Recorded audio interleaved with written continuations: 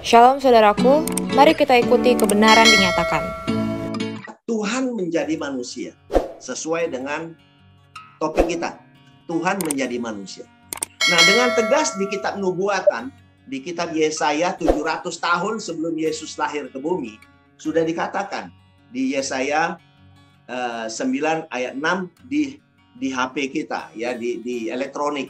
Tapi kalau di Alkitab dia ayat 5. Sebab seorang anak telah lahir, telah lahir untuk kita. Seorang putra telah diberikan untuk kita. Lambang pemerintahan ada di atas bahunya. Dan namanya disebut orang apa? Penasehat ajaib. Allah yang perkasa. Bapa yang kekal, Raja damai. Ya, jadi jelas di sini akan lahir, ya. Waktu itu telah lahir apa? Seorang pribadi. Satu pribadi, saudaraku, catat baik-baik, satu pribadi. Ya, telah lahir seorang anak, satu pribadi. Ya, satu pribadi, bukan 3 pribadi, satu pribadi. Ya, lahir seorang putra. Nah, yang diberikan untuk kita, lambang pemerintahan ada di atas bahunya. Nah, namanya disebut, nah nih, penasehat ajaib, yaitu Roh Kudus. Ya, Allah yang perkasa, Bapa yang kekal, Raja damai. Jadi ada 4 gelar, ada 4 sebutan yang diberikan kepada Yesus Kristus Tuhan. Ya, ada 4 gelar. Nah, ini perlu dicatat supaya kita tidak salah di dalam memahami kebenaran firman. Kemudian 1 Petrus 1 ayat 20.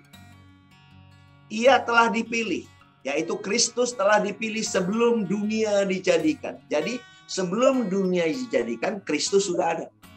Ya, tetapi karena kamu, ya, karena umat manusia waktu itu baru menyatakan dirinya pada zaman akhir.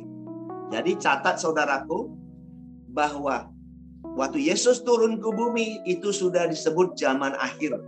Nanti pada pertemuan-pertemuan berikutnya kita akan menguraikan juga apa itu bedanya nanti zaman akhir sama akhir zaman, nanti akan ada, ya. Sekarang masuk Yohanes 1 ayat 1, ya. Kemudian di sini juga Yohanes 3 ayat 5 sampai 14, ya. Maka di sini dikatakan, pada mulanya adalah firman. Firman itu bersama-sama dengan Allah, dan firman itu adalah Allah. Jadi firman itu adalah Allah.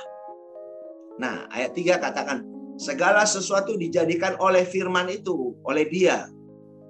Tanpa Dia, tanpa firman, tidak ada suatu pun yang telah jadi dari segala yang telah dijadikan. Ya, jadi perlu ada firman yang menjadikan. Nah, dalam Dia, ya, dalam sang firman itu, sang firman yang hidup itu, ya, ada hidup.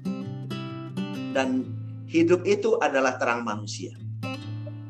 Jadi Kristus itu adalah terang manusia, ya.